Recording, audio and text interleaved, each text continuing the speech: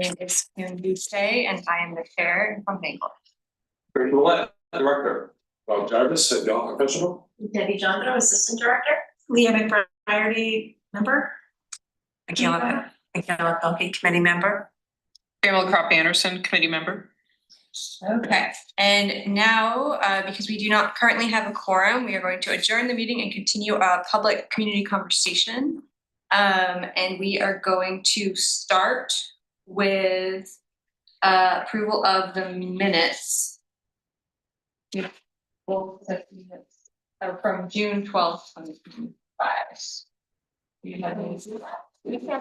can't vote on that. And that's like vote on that, but if there is anything that anyone here tonight notices that we should make for additions or edits so that they can be approved at the next meeting. We would entertain those suggestions here in the minute or so.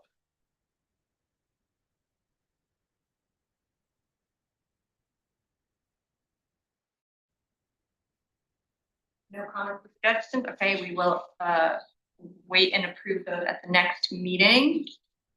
Next is going to be. Yeah, I don't think we get one. There we go.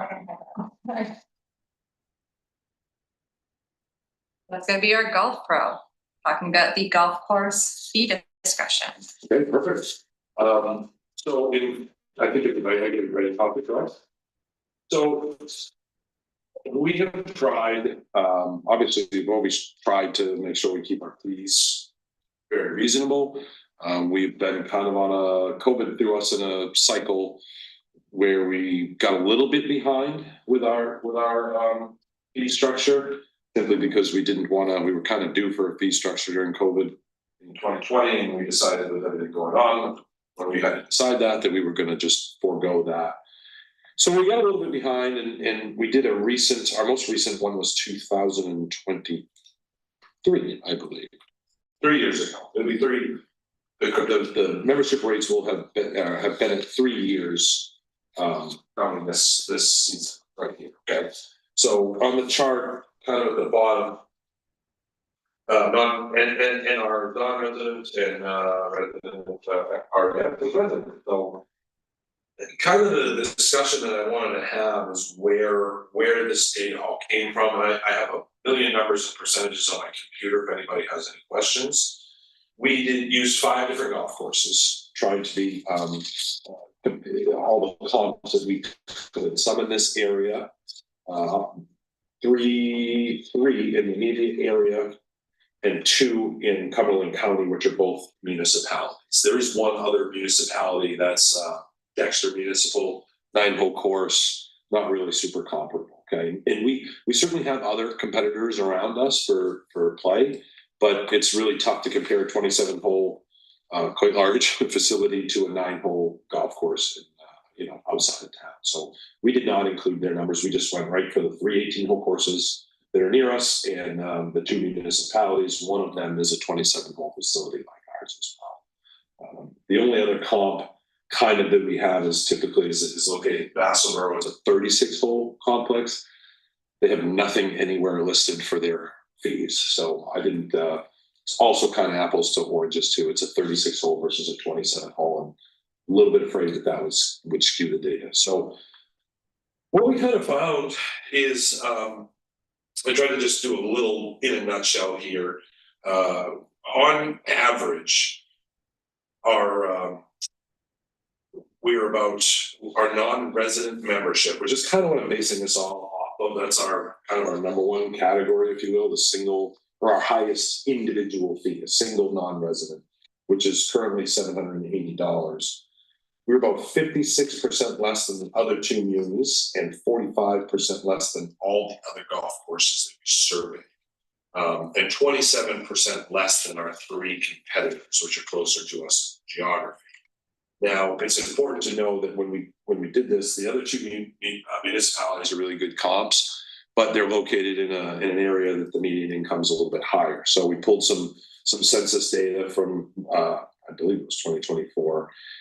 Kind of figured out the percentage difference between Bangor and Portland and Bangor and Cumberland County. And, when it all shakes out, we're kind of if you kind of back that percentage out of how much we're off, say from the southern municipalities, it kind of equates to right about what we're off with our local competitors. So that's where we kind of based our fees on. Definitely, I would say that of the three, wouldn't be myself, it would be the feedback I hear on a daily basis. We are the most played, the most desired, and have the best facility of any of our competitors around. It is what it is. That's a reason the parking lot's full all the time. So we definitely command a little bit more dollars than we have at the moment. Certainly there are, everybody's kind of bringing this to the table. Nothing is getting cheaper. For a good example is a sprinkler head that literally last year cost us about $240, was $410 this year. We have $600. Doesn't mean they all need to be replaced, but when they break, you're almost getting one for the price of what you would get two.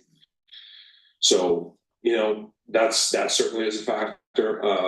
The other factor is, we're always balancing our mission, right, with, who we are, and our fee structure, which is super important. But the reality is we also have demand. We had a 50-person waiting list. We had people start asking about memberships literally in middle of June for next year. So I don't anticipate that everybody is going to love these fees, to be honest with you. I think that the senior pricing, if you look at that line, that's probably where we may hear some grumbling. We have a lot of seniors, but the reality is if you're a non-resident senior and you have access 7 days a week, that golf course for $585. It's just too inexpensive. So we brought it up to $700, okay, which is still a steal. That's probably where we'll hear a little bit of grumbling. The senior couples, we also brought those, say the non-residents, from $785 to $950. I'm only targeting the non-residents because they have a higher number. Again, the $785 for two people to play. The only restriction they have is they can't play till afternoon on weekends. So it's not a terrible restriction for sure for that kind of money. The other kind of interesting note, and in no way, shape, or form am I suggesting that we follow suit, but the other two municipalities, they do not even offer senior memberships. If you want to get a membership, you get a single, or you don't. They have, one of them has a resident only senior. They do not offer a senior for a non-resident, which I found rather interesting because they offer every other category as a resident and non-resident, and didn't as a for the seniors. So this is really kind of a hard project for us. We split it up. The data, 3 or 4 of us kind of came up with where we all have different perspectives and came up with where we thought things would align the most, and kind of met in the middle. And here's kind of where we're thinking of going forward. You guys have any questions? I know it's a lot to unfurl. So I would love to show you the data, but the spreadsheet's about this long with the percentage differences, changes, so on. Well, I think, Rob, what I'm gonna get asked is, prices are going up, a big course has done well, and does it subsidize other portions of the? So for context and reminder, as we do during the budget process, anytime the golf course comes up, and to answer your question. So the golf course enterprise fund pays for itself, pays for all its employees, pays for the annual bond payment on the maintenance part down below. Specifically to your question, it also contributes to the general fund, both directly to Parks and Rec admin, as well as the City Hall general fund, in recognition of the support those two pieces of the organization do to support the golf course. Saying all of that, the golf course has been contributing to its own reserve for quite a number of years. In addition to what I just described to you, what the golf course pays for any of its equipment, i.e. leases and or outright purchases, it pays for as well. So it truly is a municipal business. To Rob's point, sprinkler head aside, employee costs continue to rise. In addition to the employees, all of the benefits that are associated with the 3 full-time employees, the golf pro, the golf superintendent, and the assistant golf superintendent. I believe healthcare costs, I'm gonna put the assistant city manager on the spot, did rise somewhat. 10%. So that is factored into all of this. So certainly what we don't want to do is put the golf course in a place where it's gonna be counting dimes, nickels and pennies. We can't count pennies anymore because they don't make them anymore. But it needs to be able to invest in itself going forward. Cart paths. I think she's asking is, does the money go to any other city departments? Is what she's. I understand what the question was, Oh, okay. but again, I want to Yeah. emphasize. No, I Those that are out there, and I apologize for the long-winded no, answer. I get it. But it's important for folks to know that the golf course pays for itself. So when Rob is asking for a fee increase, and this is for everybody else, is to cover its costs. I understand what the question was. Okay. Yeah, okay.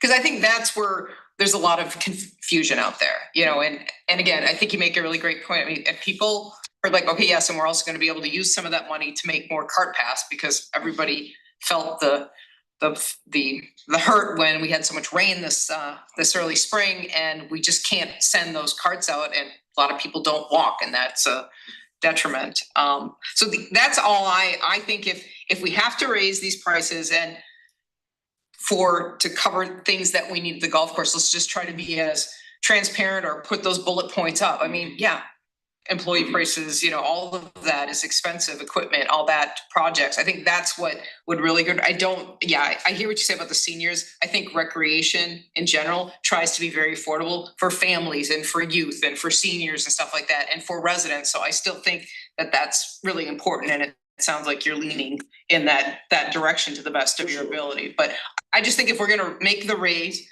up, there's going to be questions on, you know, what is it doing? Or am I just paying for park and rec coverage, you know, Right. over here? Yep. There's always the clubhouse too, which is kind of a hot ticket item that we Sure. don't know what's going on, you know, from time to time there. Is the bond's not done on the maintenance shed yet? We're in the last fiscal year for it. Okay, So the correct, the question, and I would expect some questions on this. yeah, You know, every year, in the last couple of years, what we've done is all departments or divisions, in this case, do a zero budget, Mhm. or as close as they can. Yep. I have started to move away from, in order to keep fees where they are, to keep away from capital improvements coming out of operating.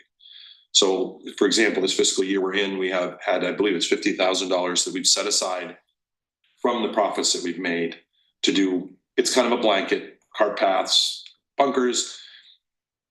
Our intention were to start out right off this spring and do some stuff with our bunk. That did not happen. This is not a golf course, unfortunately, where we can do a lot of projects once it gets going. It's proven to be virtually miserable because you cannot move out there. There's so many people playing. So then you get into fall, presents its own challenges. We did have a pump blow up on us. So I used some of that money from this to, or kind of allocated some of that money from this to pay for that right now. So moving forward, we also had a plan for, you know, to have some analysis done to the clubhouse. I'm not going to say that I pulled the plug on that. I did in respect, in a certain respect. We had talked about maybe potential expansion, this, that, and the other thing. The reality is I looked around us this spring and started to look at things like this pump before it blew up, an aging equipment fleet, aging infrastructure outside of the building. What I don't want to do is spend a bunch of money on a building that jeopardizes where 90% of the fun is had on the golf course. That being said, we're going to need to do some work to the bathroom, to the facility as is, siding, windows, roofing, flooring, bathroom updates, things of that nature, which I think is probably the most prudent direction to go. The more play we get, it's very exciting. The harder it is on grass. It's not linoleum, so we need to be accounting for that. If the masses are going to continue to come the way that they are, we're going to have to be able to reinvest just to put the golf course back together at times. So the fee increase will partly be geared toward that as well. And then my goal is this winter to work out a more comprehensive long-term project, identifying exactly what do we have in the reserve? How are we going to utilize this with a long-term, you know, the golf course has never had a major renovation. And it doesn't need a major renovation for what we're charging, but it does need some significant work that's probably going to be worth a large scale project, get it done all at once, you know, bunkers, cart paths, tees, that sort of thing. That's a long-winded answer as well, but that's. I think it just goes back to, I think there's miscommunication out there. I think we could figure out a way to share some of this information. These fees are going up. Here's, you know, some of our Yeah. projects, because you know, we did look at the clubhouse. We were trying to evaluate different things. They would like to know that the maintenance, you know, shed, that was a big investment back in the day, that is coming off the books, and they'd love to hear about cart paths. So I just think if we're going to keep pushing this up, and what so the three closest golf course you're doing, Penabe, Herman, and what? Rocky Mill. Those are tough to compare as well. What I got though, I know, you know? they're not apples and oranges. Yes, we are. Yeah. Yeah, we are. Can you explain that, just the corporate rate, is that just, So we had years ago when we were trying to get to this point, we offered a corporate membership that if you had 5 or more people from any local business, the business wasn't on the hook for it, the individuals paid, they had to show pay stub, ID, something like that, they got a bulk rate. We eliminated that programs as far as no new people. We did tell the folks, we have grandfathered people in. I think there's a couple, maybe 3 left. Once they're out, they're out. If they don't get their 5, then they can never get it again. So we do have that still lingering around. But, you know, served its purpose to grow the membership, and then it became, you know, challenging. so that's individuals? That's an individual price per person. Yeah. Gotcha. Yeah. That was my question. Yes, it is. It is challenging to. I don't want to hijack this. Our facility has become something it was not born to become. Okay, and which isn't a bad thing at all. It's you know, we provide a lot of service. We have a very talented staff, very attentive. We're all core golfers ourselves, and it's worked. Careful what you wish for, right? You know, and quite frankly, we're about the only one that's offering anything like that. So the golf course is one thing, but the staff does a great job of engaging golfers and retaining golfers. So I don't want to say we're more of a country club than a municipality, but the reality is we are in some respects. We offer a lot of club tournaments. We offer a ton of services. You know, we have 450 playing members. But in the same respect, you have the complete opposite. We have anybody is welcome anytime. We treat this person coming off the street for their 1 round of golf a year the same as we do our members, for the most part, because some of our members we've known for 25 years. So that's the unique thing of our golf course, is mixing the public with a really active core membership, something the municipality never had before. It's a good thing for the future. So, but it's just different. You know, the facility wasn't built for that. The clubhouse wasn't built for that. It was built for what we call trunk slamming. Come in, pay your fee, go out and play. Put your clubs in the car, slam your trunk, and go home. That's not what we are anymore. We're very much a vibrant club atmosphere that is anybody can be part of the club. So. And I think people don't know too that I saw all the Bangor high school kids on they're the home course for Bangor, the home course for Husson. Yeah. Yeah, so we shift gears from, you know, kind of our normal spring play and then into, well, you know, heavy on the league and member side of things. And then we shift into corporate stuff around July, and then our leagues are kind of just wrapping up this week. And then now we have the teams out there all the time. So it's like one step to another step to another step. And you know, the building is a good point that Pam brings out. It's getting, there's parts of it that are getting worn out, you know. I mean, I've seen what happens when you spend a bunch of money on a building, right? Because today, here now, things are just lovely. Okay, I've seen them not lovely too. So the last thing I want to do is put us into a position where, as Tracy alludes to, we are kind of have to start pinching our pennies, and all of a sudden everything just ticks down a little bit, because then we won't have a competitive advantage, and we need to protect that. And we're not looking, you know, this is a generally speaking, this is not a this year rate. This is a 26, 7, and 8 is typically what we look for. So when I'm forecasting this, I'm also thinking about out into 2028, that this is what we're gonna have for membership revenue. We're not looking to, you know, you never say never, right? We don't know what the world is ever changing any minute.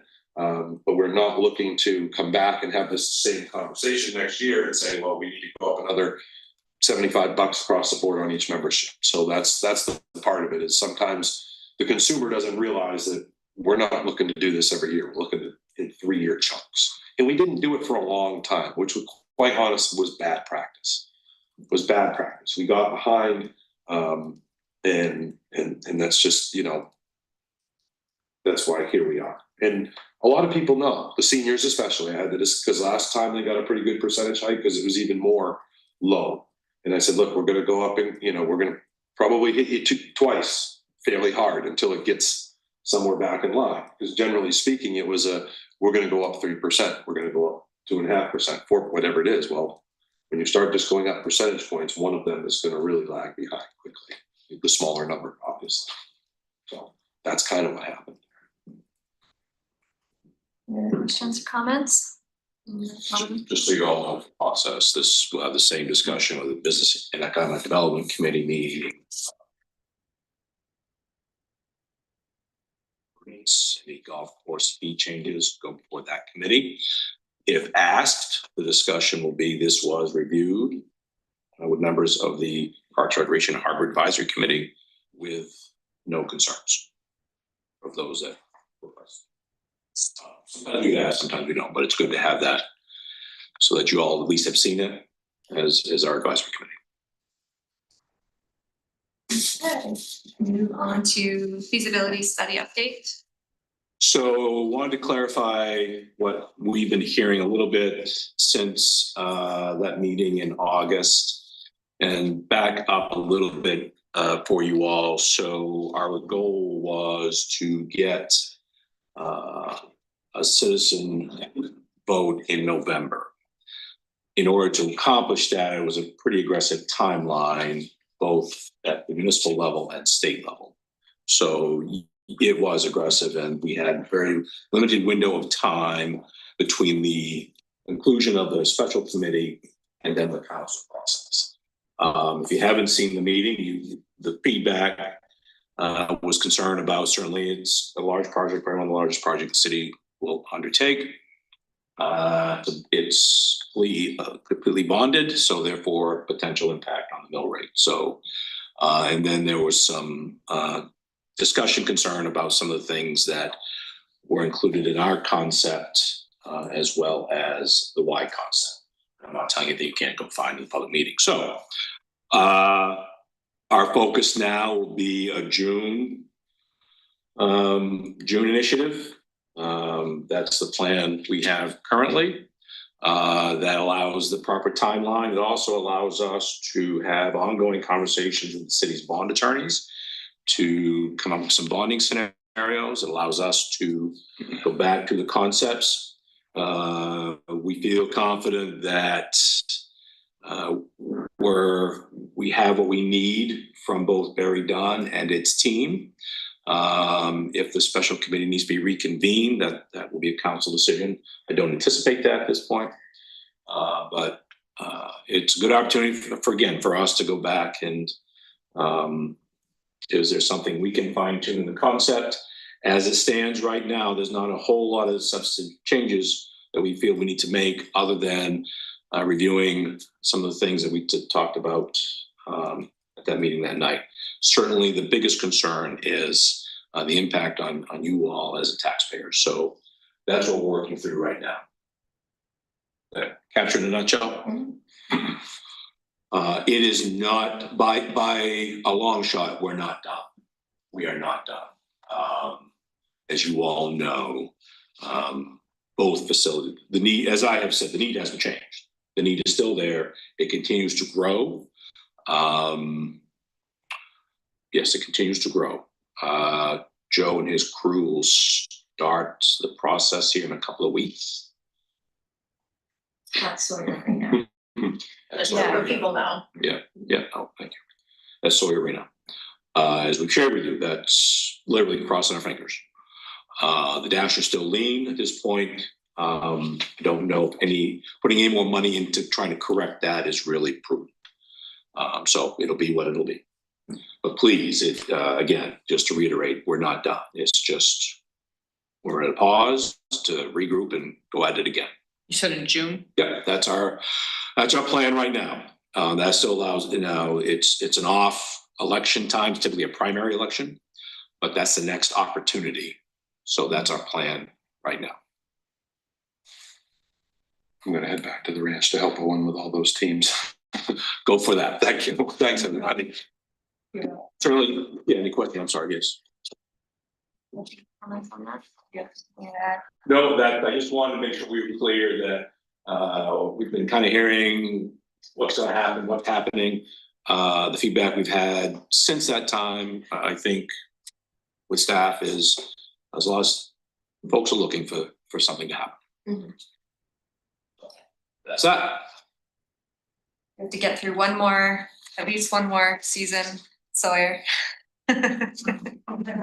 Well, and the Park and Rec Center is, More than that. Yeah, oh, yeah. we're another 3 to 4 years. The Park and Rec Center is now starting down the same path. So we're on borrowed time. Moving on to Parks and Rec project. I know you're gonna head out there, but so, Courtney, can you pull up the Judson Heights map first? I'll go to that. So forestry, as we've talked about before, with our Trails and Open Spaces, is a fantastic partner with Parks and Recreation staff. Many of the projects that forestry has been working on has been in partnership, or one crew supplements the other, the crews being Parks and Recreation and Forestry. One of the things if you recall, Ben, our Rudar City Forester, came to us a few months ago to talk about the project out in Judson Heights and Judson Boulevard. That is still, this is something he continues to work on. So the flat areas out there have been mowed down to a height that now our parks crew can at least start to tackle the green thatched area there along the edge, which is 0.59 acres, I believe is how we identified it. We don't intend to start putting infields out there or equipment out there. At this point, it's just merely to get it to a height similar to what we have in our city parks, to be used for a variety of things. You can see the detail of the walking path that Ben is in there. On the other side of your map, it lists out Ben's plan for this particular area at Judson Heights, which hasn't changed much since he came here to chat with you folks a few months ago. But that crew has been diligently working in other places around the city, and this area being one of them. But again, just a reminder and a refresher that this project still is ongoing. This parcel of property that's been city-owned for a number of years sits in a neighborhood that we really don't have this kind of space. So we're trying to get it slowly to not an active city park like we have in other places, but at least an amenity that can be enjoyed by the folks out there in that part of the city. Can you explain to me what I'm looking at here? Where am I? So Judd, What's the location? Yeah. So you can kind of see Is that Birch Estates? that's Virtual Estates on the right there? Yep. So Judson Boulevard, you have come from Broadway. Yep. This is on the right of Judson Boulevard, and if you keep going, you can see the back side of what was formerly Birchill Estates, and I'm drawing a line of what it's called now. What you can't see is that large cul-de-sac up here at the top. Yeah. The circle. Yeah. So it's been a vacant parcel of property for a number of years. So what's that road? This road is Judson. With the cul-de-sac? No, this road right here is where you would have come up from Broadway. Yep. You would have kind of leaned to the left to continue up into what was formerly Birchill Estates. Yep. This parcel is on the right of that, obviously. Down here, I think, is LaSalle. Okay, I got it now. Is Yep. parallel Broadway. Yep, I got it. Thank you. Yep. This cul-de-sac is can't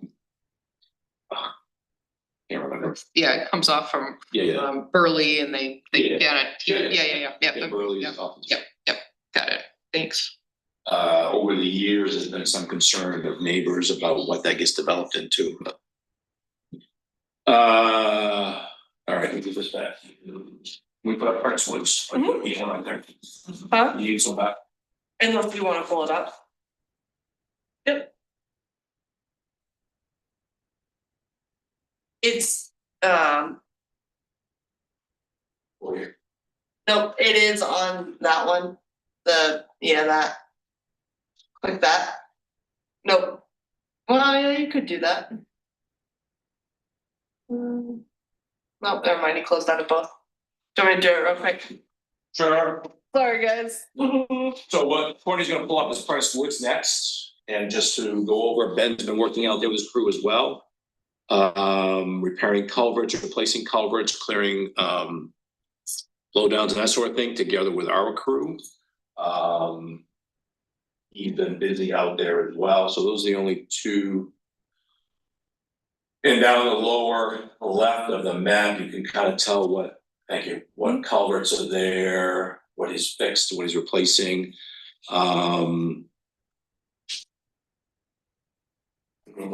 Is the bike group at the high school still active out there? Okay. So, what's that? My husband's the advisor. Congratulations. Yes.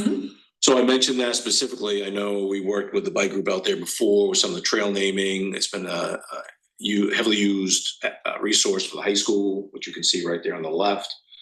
The other piece of work that's happening is we received a Livable Communities grant to install a beacon crosswalk at the housing, near the housing that Penquist just completed a few months ago. It's actually been a year or so now, maybe more than that. So that residents of that complex have a safer crossing to access Prentice Woods. It'll be the flashing beacon similar to what we did on Valley Avenue, similar to what you see along Main Street. Can I have something? Yeah. Just because Leah wants to leave and. I'm trying, no, go ahead. Yeah, so I'm gonna bring something up that's not on here because it has to do with our city trail systems and stuff, so I'm sure people are out there just wondering what's going on at Essex Woods at one of the trails over there. We have it shut down. It's the Fall Line Bridge Trail. There's a bridge out there that is non-usable. So in the next 3 weeks, we are taking it down and we met with Public Works. We have a plan and we're gonna rebuild that bridge this fall. So by the end of this fall, there's gonna be a new bridge out there for people to mountain bike on the Fall Line Bridge Trail. But if you go out there and you mountain bike, it's totally shut down, you can't go through it, so. To let people know, because I'm sure they're wondering. Yeah. Practice. Yeah, no worries. Thank you for coming. Just to finish this up, Ben also and his crew, along with our crew, been working on the waterfront to clear the vegetation out of the riprap as well. Ben's been out to City Forest with his crew, along with ours, repairing culverts. We've actually dedicated a seasonal park ranger recently at the City Forest, who's also repairing culverts. Corey has also done some work at Essex Woods as well. So between two crews, along with everything else, keeping busy. Is Field 3 lit? Yes. Yes. So the Union Street lighting project is going on as we speak. Yeah, I'm on that. Thank you. Field 3 was the first one they put new lights on. These are LED fixtures on steel poles. It'll be the last time, hopefully, that we ever have to do that again out there, at least the time we're all here. It looks phenomenal. I was out there just before here because they just went up today on Field 3. It looks absolutely incredible. So is the last portion of the LED or is this the first? And they're working their way around. The next facility to replace fixtures is going to be Mansfield.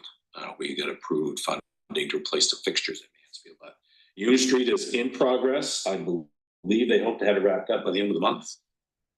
So. But they're making great progress out there.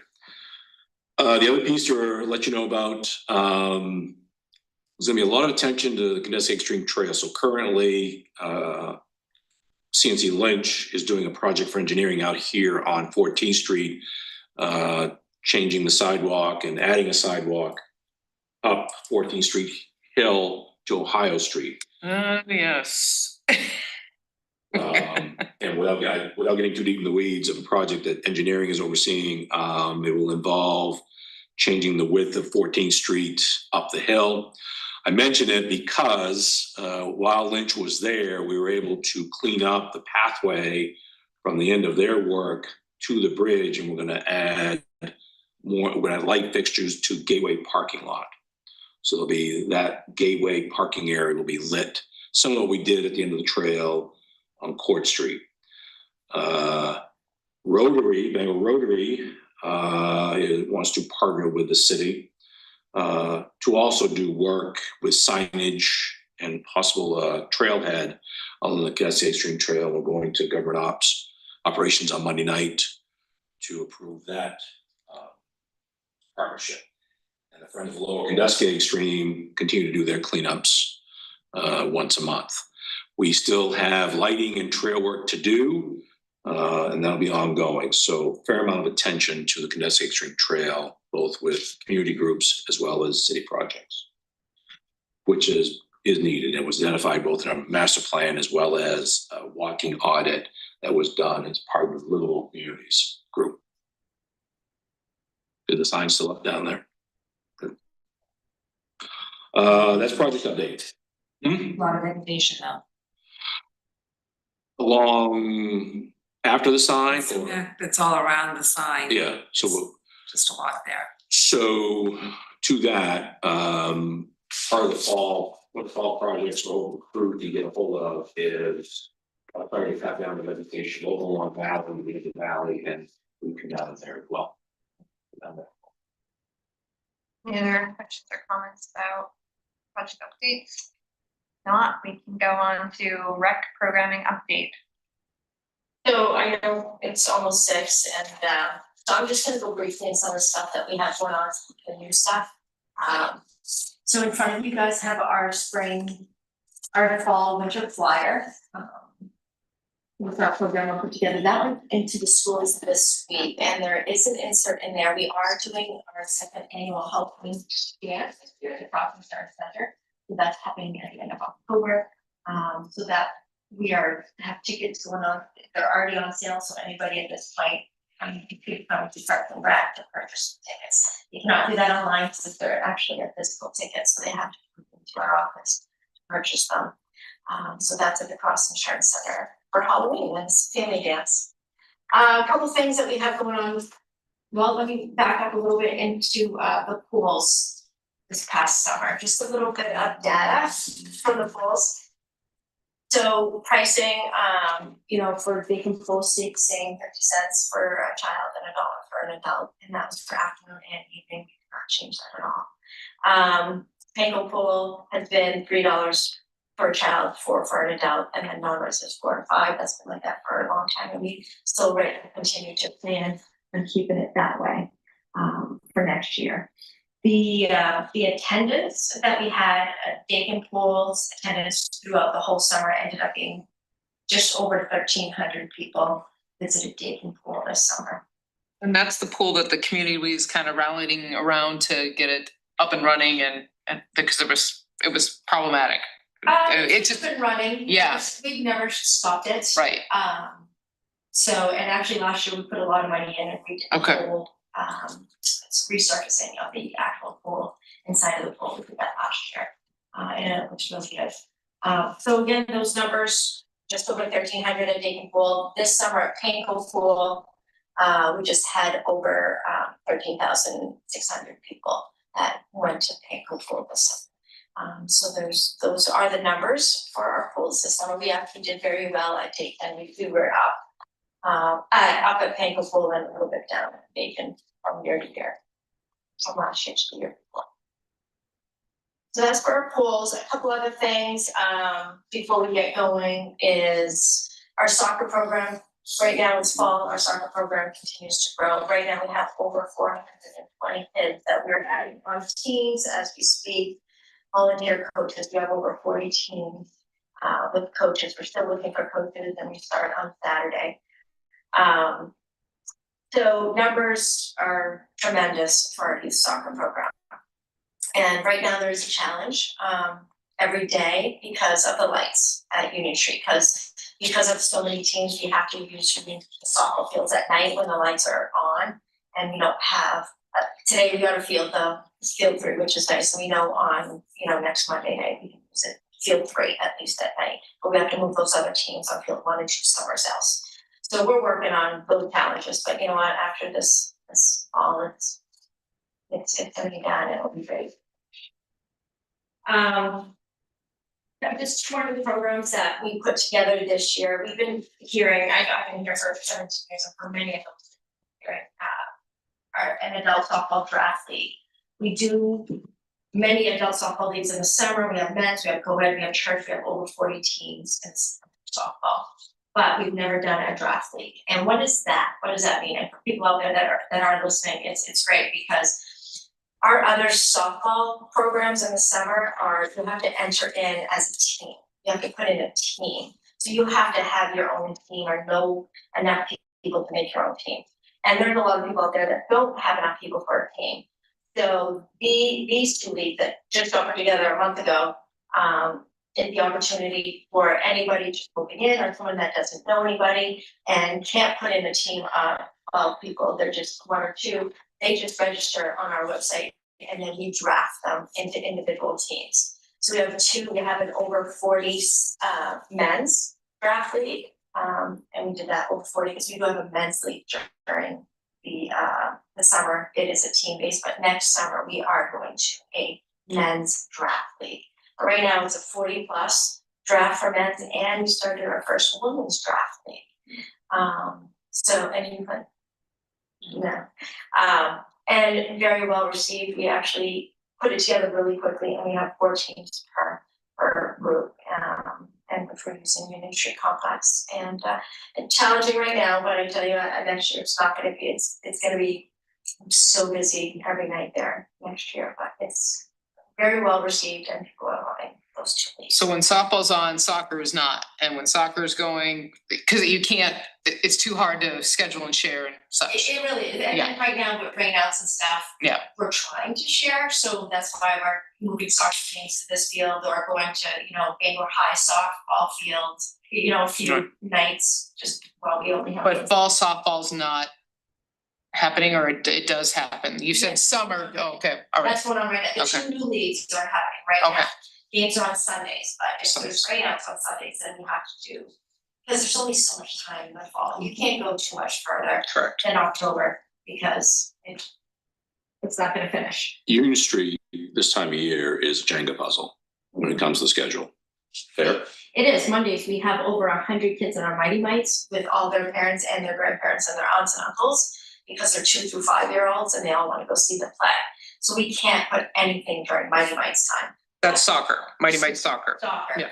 And we have John Baptist there, and they might have a game while we have Mighty Mites. So it's just, so we don't put any of our soccer teams during Mighty Mites, or other ages, we just have the 2 through 5, because there's no parking, there's not enough parking. We have to think about it. It goes back to what we included in the concept of the new facility, the outdoor spaces. Mhm. Because of what you're hearing now, between the programming we do, John Bap's using it, we have a homeschool group that goes out there twice a week. Mhm. That's 100+ kids running around out there, so it's a busy place. Mhm. Go ahead. So yeah, I mean, there's a lot more stuff that I can bring next month, but right now I just want to give you updates on the new stuff we had going on, and numbers on our pools, and that's it. Any questions? What we have going on? I think that, I guess I will close out our community conversation. We'll have another meeting or We'll plan on the second Thursday in October. That still seems to work for everybody. Get the invite out for everybody. And hopefully you all think about a chair for the next time around. Yeah, I will not be able to. share either December. And we'll tell them that it's on the first floor. Yeah, make sure to remind people it's on for that. Sorry about that. For the sign. We found our way Yeah, there. figured it out. There's a sign. I didn't read the sign. It's fine. Alright. It's great. Thank you all for participating. Thank you. Thank you. We are